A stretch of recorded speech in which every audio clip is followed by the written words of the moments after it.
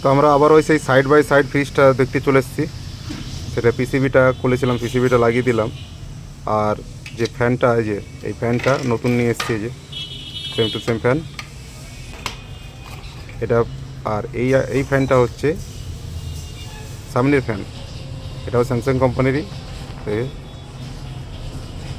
একদম অরিজিনাল। তো দুটোকে লাগিয়ে নিই, চলুন তারপর দেখাচ্ছি আপনাদের কী হচ্ছে না হচ্ছে। তো আমরা মেশিনে লাইন দিলাম, এই যে দেখুন ভেতরে লাইট জ্বলছে। আর এই যে ফ্যানটা দীপ্তি ঘুরছে, তো ফ্যানটাই ডিস্টার্ব ছিল আমাদের। আর কন্ডেন্সার যেটা নোংরা আছে সেটাকে আমরা পরিষ্কার করে নেব। আর ভেতরের ফ্যানটাও কিন্তু ঘুরছে, এই যে ভেতরেরটাও ঘুরছে, দুটোই ঘুরছে এখন ফ্যান। তো চলুন এগুলোকে ফিটিংস করে নিই, তারপরে আপনাদের দেখাচ্ছি।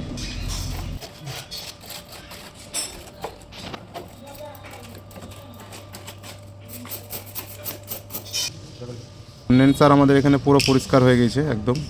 আর এই ক্যাবিনেটে যেটা নোংরা আছে সেটা আমরা পরিষ্কার করে নেব। আর নোংরাটা সাইড বাই সাইডে হয় কেন, এই যে ক্যাবিনেটটা দেখছেন, এই ক্যাবিনেটটা সবসময় লাগানো থাকে। তার ফলে কী হয়, ফ্যানটা চলে, বাইরেকার যে ধুলো থাকে সেগুলো টেনে নেয়, সেই জন্য কিন্তু নোংরাটাই বেশি জমে। আর অন্যান্য ফ্রিজে এই ঢাকনা থাকে না বলে কিন্তু সেরকম নোংরা হয় না। আর ভেতরটাও কিন্তু নোংরা আছে, আমরা কাঁচকি লেবু দিয়ে হালকা গরম উষ্ণ জল দিয়ে ফ্রিজটাকে পরিষ্কার করে নেব। যে তেল চিটচিটা আছে সেটাও চলে যাবে। আর হালকা হালকা নোংরা বসে গেছে না, সেটাও তো এর মধ্যে কাঁচকি লেবু আর গরম জল দিলে চলে যাবে।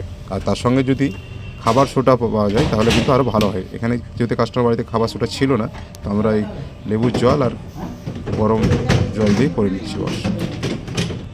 তো এখানে দেখছেন আমাদের পরিষ্কার কমপ্লিট। আর মেশিনটা কিন্তু ওয়াশ করার পর খুব সুন্দর লাগছে। আর এই যে 4 ডোর স্যামসাংয়ের, সত্যিই খুব সুন্দর। আর মেশিনটা যেহেতু দামি, কাস্টমারকে একটা অ্যাডভাইস দিলাম যে বললাম এটা এর মধ্যে যদি একটা স্টেবিলাইজার লাগিয়ে নিন কিন্তু তাহলে খুব ভালো হবে, তাহলে মেশিনটা প্রবলেম হলো কিন্তু স্টেবিলাইজারের ওপর দিয়ে যাবে। তো কাস্টমার বললো ঠিক আছে, তাহলে স্টেবিলাইজার যদি লাগাতে হয় তাহলে লাগিয়ে দাও।